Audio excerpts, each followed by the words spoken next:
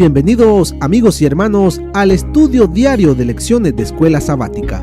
La palabra de Dios dice: mas buscad primeramente el reino de Dios y su justicia, y todas las demás cosas vendrán por añadidura. Por eso, a partir de este momento, Radio Adventista, la voz de la verdad, te invita a mantener la sintonía del cielo para que puedas escuchar y comprender el estudio de hoy con nuestro hermano Humberto Cativo. Muy buenos días, mis queridos hermanos y amigos. Nuevamente estamos con ustedes a través de Radio Adventista, la voz de la verdad. Hoy miércoles 23 de abril. Para este día la lección se titula Los gobernantes de los gentiles. Oremos. Dios y Padre que mora en las alturas de los cielos, Señor Jehová de los ejércitos, alabado sea su santo nombre. Agradecido, Señor, por la vida que nos concede, por las bendiciones que usted derrama en nuestras vidas, en nuestros hogares, en nuestras iglesias. Gracias, Señor, por estas lecciones, las cuales, al tomar tiempo y escudriñarla, encontramos tantos tesoros para poderlos aplicar, porque son llamados que usted nos está haciendo a volvernos de todo corazón. Por favor, Señor, háblenos, enséñanos. Suplicamos sabiduría del cielo para entender ese lenguaje que encontramos allí en su palabra. ¿Qué nos quiere enseñar? Santo Espíritu, háblenos, se lo suplicamos por los méritos de nuestro Señor Jesús. Amén.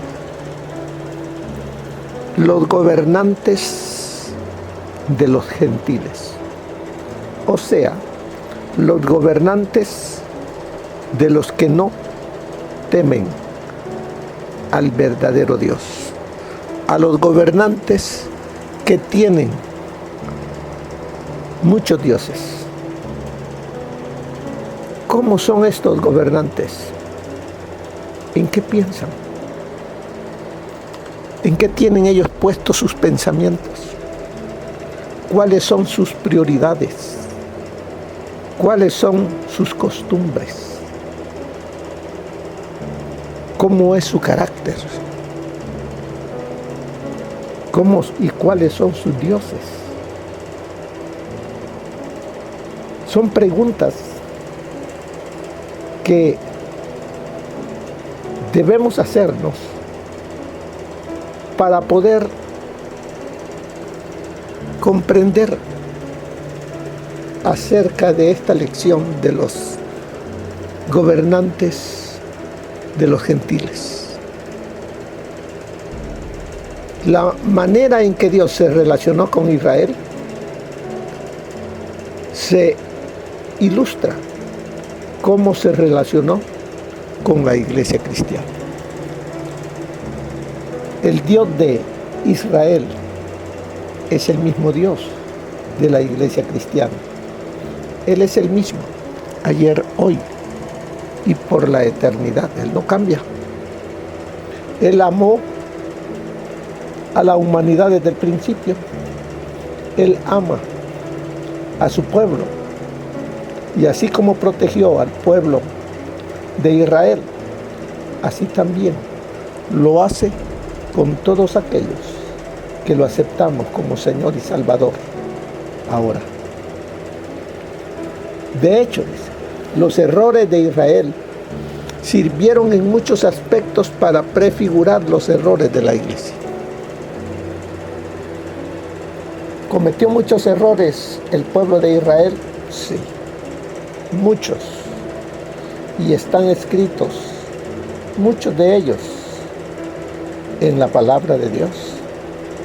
Porque como dice Romanos 15:4, las cosas que se escribieron antes para nuestra enseñanza fueron escritas, a fin de que por la paciencia y la consolación de las Escrituras tengamos esperanza. Así es de que todo lo que está escrito en el sagrado libro es para enseñarnos y que no caigamos en el mismo error. Tenemos nosotros ese privilegio de que el Señor, a través de la Escritura, nos dice qué pasó con el pueblo de Israel, por qué fue llevado cautivo, por qué sufrió,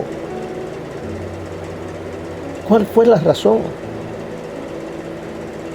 Nos lo ha dejado escrito para que nosotros corrijamos eso en nuestra mente, que no seamos rebeldes al llamado de Dios. Así es de que no podemos decir nosotros que somos mejores o superiores al pueblo de antaño. ¿Por qué? Porque también nosotros hemos cometido muchos errores, y por eso dice ahí, lejos de poder afirmar que somos espiritualmente superiores al antiguo Israel, los cristianos hemos sido hasta hoy muy susceptibles a ceder a las mismas tentaciones. Somos vulnerables. ¿Por qué? Porque nuestra mente la tenemos dividida en cosas espirituales un poco y otro poco en las cosas materiales, en las cosas de este mundo. Y por esa razón el pueblo de antaño cayó en el error, desobedeció. Así nosotros caemos. Por eso es que el Señor nos describe como un pueblo tibio. La iglesia de la Odisea, la iglesia que espera la venida del Hijo de Dios, nos dice que estamos tibios, estamos enfermos, tenemos temperatura, porque no estamos totalmente con Él, ni totalmente con el mundo. ¿Qué va a pasar? Dice el libro de Apocalipsis capítulo 3. Por cuanto no eres ni frío ni caliente, sino tibio, te vomitaré de mi boca. Así es de que vemos ahí, ¿qué dice San Mateo? Capítulo 20, versículo 25 al 28. ¿Qué es lo que estaba sucediendo allí alrededor del Señor Jesús cuando dice estas palabras? Están pensando todos los 12 que el Señor Jesús ya pronto va a establecer su reino. Y cada uno de ellos quiere ser el mayor. Pero no se atreven a decírselo. Pero Santiago y Juan sí. Ellos sí. Le dijeron. Pero utilizaron a la mamá. Por eso dice en el verso 20, entonces se le acercó la madre de los hijos de Zebedeo, que eran Santiago y Juan, postrándose ante él y pidiéndole algo. Él le dijo, ¿qué quieres? Ella le dijo, ordena que en tu reino estos 2 hijos míos se sienten el uno a tu derecha y el otro a tu izquierda. Ese fue el pedido de la madre. Pero ahora, ¿qué dice el Señor en Mateo 20, 25? Pero fíjense qué dice en el verso 24. Cuando los 10, o sea, los otros 10, oyeron esto, se enojaron contra los 2 hermanos.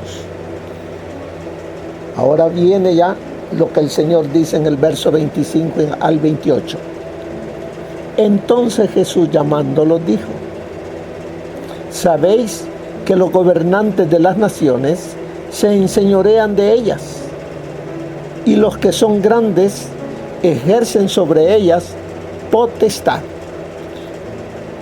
¿Cómo son los gobernantes de las naciones? Se enseñorean. Son amos, señores, que ordenan y los demás tienen que obedecer. No les preocupa si tienen o no tienen para poder darle al rey. Tienen que darle.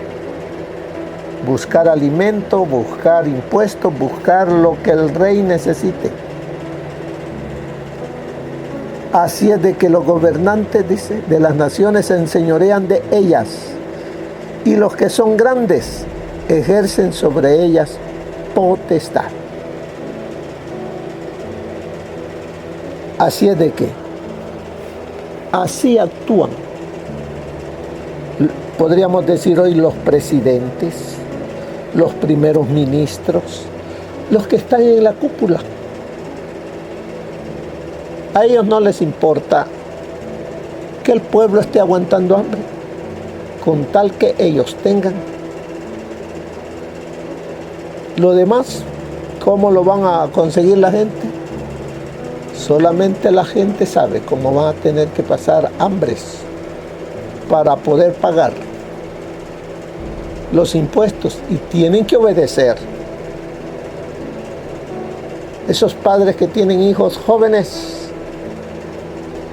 les serán quitados para que vayan al army, para que vayan a pelear por el rey, a dar su vida por el rey, a trabajar en sus terrenos, a compartir de las propiedades que tienen. Si tienen animales, tienen que darle de esos animales al rey. Y dice, verso 26, pero entre vosotros no será así. Así es de que nosotros no debemos enseñorearnos de las personas, no debemos de ejercer potestad sobre las demás gentes.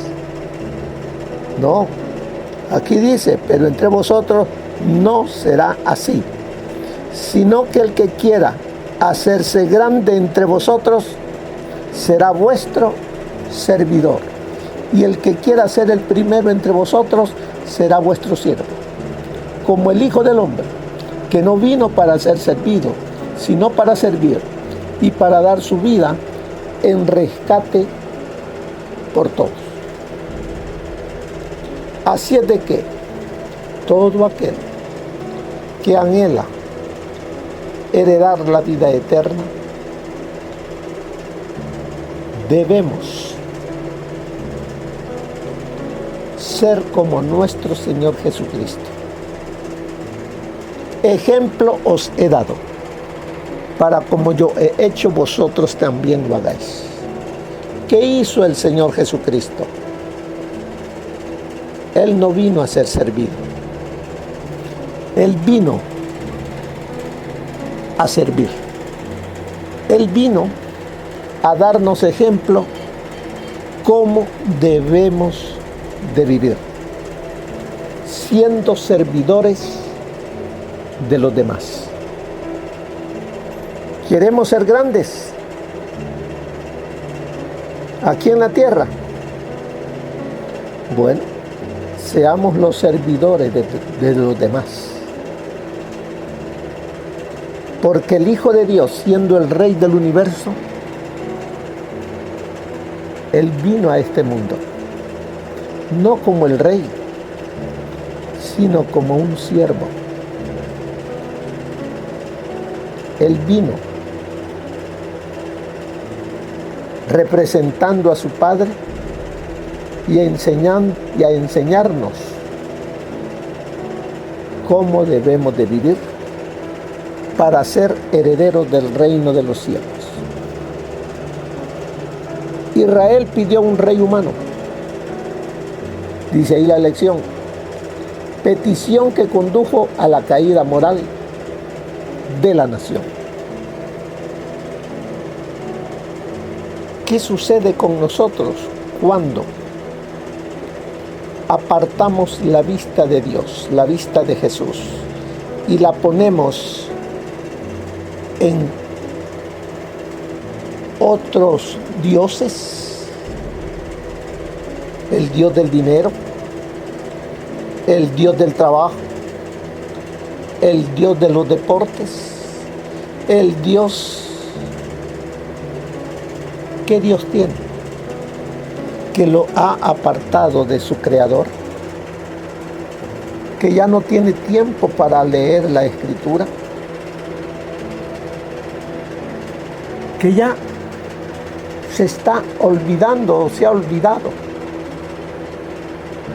de la misión que el Señor le dio, de llevar las buenas nuevas por amor a otra gente.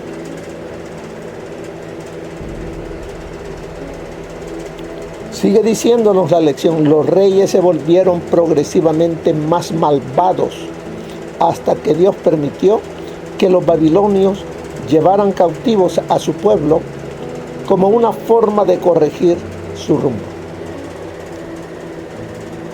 ¿Qué pasó con los líderes del pueblo de Dios? Dice que los reyes se volvieron progresivamente más malvados. Ahí vemos cómo después de, porque vemos que Saúl hizo lo malo delante de los ojos del Señor y por eso lo quitó. Llegó David. Estaba también queriendo corromperse, se corrompió, pero se arrepintió. Y obedeció al Señor, enderezó su camino. Luego Salomón, igual. Él hizo lo bueno, luego se apartó de Dios, se arrepintió, volvió. Pero luego vinieron Roboam y otro, y una lista grande de reyes, ya tanto de Israel como de Judá. Que los de Israel, dice, hicieron lo malo delante de Jehová. Si el líder es malvado, ¿hacia dónde dirigirá a su pueblo? A la degradación, a la apostasía, a desobedecer a Dios, a desobedecer los mandamientos que Dios nos ha dado. Eso es lo que hacen los gobernantes, que no tienen temor de Dios. Por eso dice, algo similar ocurrió en la historia de la iglesia cristiana, aunque no debían estructurarse como una nación pagana. O sea, ellos no tenían que seguir esa estructura que tenían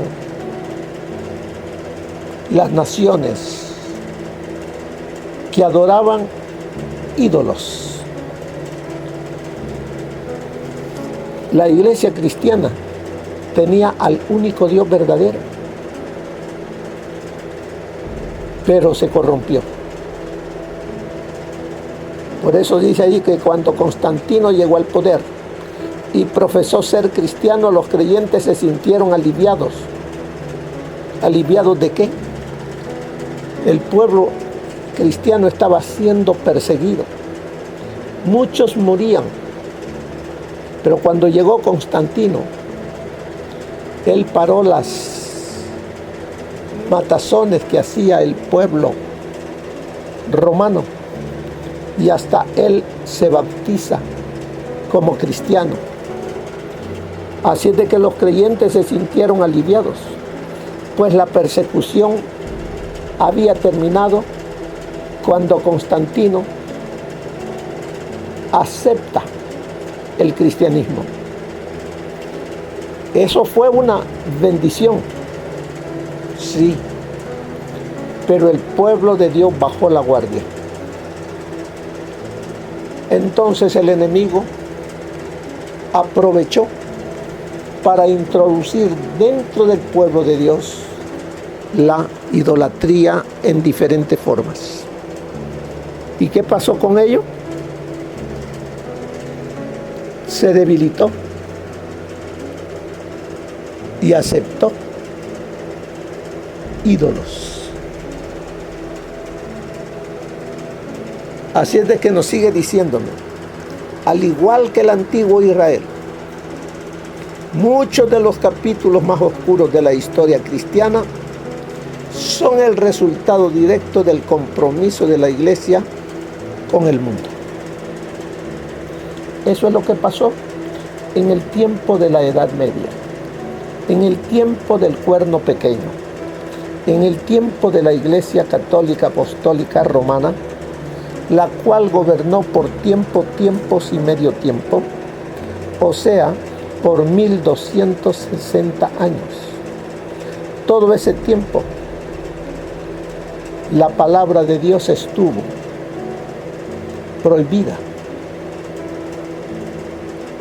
Nadie podía tener una Biblia, solamente el clero. Y si usted tenía una y se la encontraba, usted era un hereje y era llevado al concilio para que lo condenaran de diferente manera a la muerte. Así es que, así como Israel se volvió hacia la adoración de ídolos y sus reyes se corrompieron por su apetito de poder, hasta el punto de sacrificar niños a los ídolos, la iglesia adoptó gradualmente muchos de los medios y métodos de un imperio pagano, hasta el punto de que muchos creyentes fieles fueron martirizados porque eran percibidos como amenazas para la iglesia-estado. ¿Qué pasa con los gobernantes? Con los líderes que eran cristianos. Se unieron con el poder civil y todos aquellos que no estaban de acuerdo con ellos los persiguieron, los mataron. ¿Eso se espera en este tiempo? Sí. Pero ¿quiénes darán la vida antes que claudicar? Aquellos que ahora han buscado al Señor Jesús, le han entregado su vida, porque eso muy pronto viene.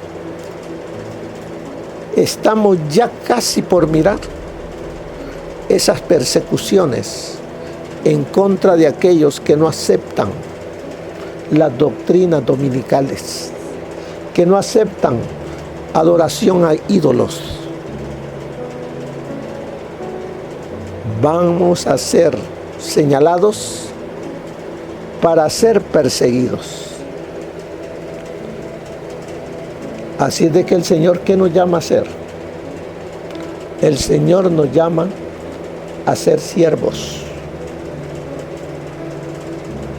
El siervo obedece, hace la voluntad de su Señor. Así se nos ha llamado a nosotros, que seamos siervos de Cristo. Protos. Esa es la palabra, protos. Siervos.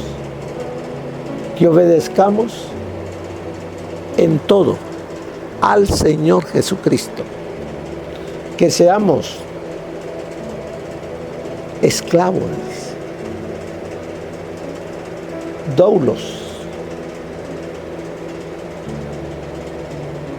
pero esclavos por amor a Cristo, a amarle y a obedecerle y a hacer su voluntad. Y mire lo que nos dice el consejo del Espíritu de profecía para este día. Otra vez pareció renovarse la contienda en cuanto a cuál sería el mayor, Cuando Jesús, llamándolos así, dijo a los indignados discípulos: ¿sabéis que los que se ven ser príncipes entre las gentes se enseñorean de ellas, y los que entre ellos son grandes tienen sobre ellas potestad? Mas no será así entre vosotros. Cristo estaba estableciendo un reino sobre principios diferentes. Él llamaba a los hombres no a asumir autoridad, sino a servir, a sobrellevar los fuertes, las riquezas, a sobrellevar los fuertes las flaquezas de los débiles. El poder, la posición, el talento y la educación colocaban a su poseedor bajo una obligación mayor de servir a sus semejantes. Aún el menor de los discípulos de Cristo se dice: porque todas las cosas son por vuestra causa. Todo esto está en El deseado de todas las gentes, página 504. El advenimiento de la Iglesia romana al poder marcó el principio de la Edad Media. A medida que crecía su poder, las tinieblas se hacían más densas. La fe pasó de Cristo, el verdadero fundamento, al Papa de Roma. En vez de confiar en el Hijo de Dios para obtener el perdón de sus pecados y la salvación eterna, el pueblo recurría al Papa y a los sacerdotes y prelados a quienes él invistiera de autoridad. Se le enseñó que el Papa era su mediador terrenal y que nadie podía acercarse a Dios sino por medio de él. Y andando el tiempo que se le enseñó, también que para los fieles el Papa ocupaba el lugar de Dios y que por lo tanto debían obedecerle implícitamente. El pecado se disfrazaba como manto de santidad. Cuando las Sagradas Escrituras se suprimen y el hombre llega a considerarse como ente supremo, ¿qué otra cosa puede esperarse sino fraude, engaño y degradante iniquidad? Al ensalzarse las leyes y las tradiciones humanas, se puso de manifiesto la corrupción que resulta siempre del menosprecio de la ley de Dios. Eso se encuentra en El conflicto de los siglos, página 55. Las lecciones dadas a los discípulos de Cristo están llenas de significado y presentan la instrucción más provechosa para nosotros, los creyentes. No debemos actuar a la manera, precepto o ejemplo de los hombres que tienen autoridad en posiciones terrenales, sino ministrar a los demás, ser siervo de todos, como el Hijo del Hombre no vino para ser servido, sino para servir y para dar su vida en rescate por muchos. El reino de Dios está establecido sobre principios diferentes a los reinos de este mundo. No ha de haber rango entre los siervos de Cristo. Los ricos, los pobres, los sabios, los ignorantes, los esclavos y los libres son igualmente herencia de Dios. Y el que es más exaltado a los ojos de Dios es el que tiene la humildad más genuina, el sentido más profundo de su indignidad, la mayor comprensión de su dependencia de Dios. Quien ama de verdad a Dios, ama de verdad a sus semejantes. Buscad constantemente hacer el bien a todos los que se relacionan con ellos. Son colaboradores de Dios. Signs of the Time, julio 16 de 1896.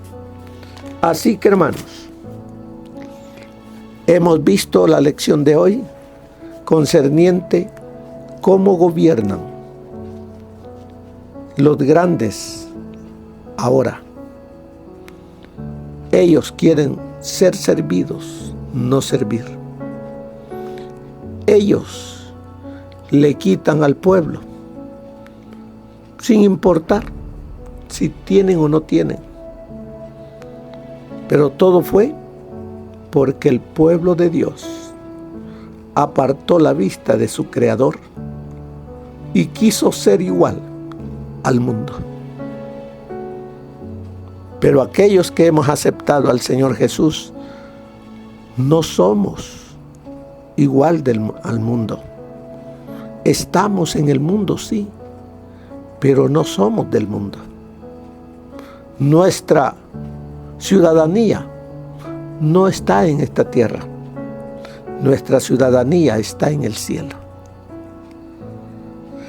Así que nos dice al final, dentro de tu cultura y en tu sociedad, ¿cómo pueden estas mismas tentaciones poner en peligro la integridad de tu fe? Si no tienes tu vista puesta en Jesús, constantemente vas a ser atraído a las cosas del mundo. Te vas a enfriar, tu fe dejará de ser. Serás un religioso, pero no un hijo o hija de Dios. Así que, alertas, veamos que las cosas que se escribieron antes para nuestra enseñanza quedaron escritas. ¿Para qué? A fin de que por la paciencia y la consolación de las Escrituras tengamos esperanza. Que el Señor les bendiga, hermanos. Que pasen un feliz día. Amén. Gracias por habernos acompañado en el estudio de hoy de Lecciones de Escuela Sabática. Te esperamos para nuestra próxima transmisión aquí por Radio Adventista, La Voz de la Verdad. Y recuerda sintonizarnos siempre. También puedes encontrar estos audios en nuestro canal de YouTube. Búscanos como La Voz de la Verdad. Allí encontrará estos audios. Que tengas un feliz día. Te esperamos para la próxima.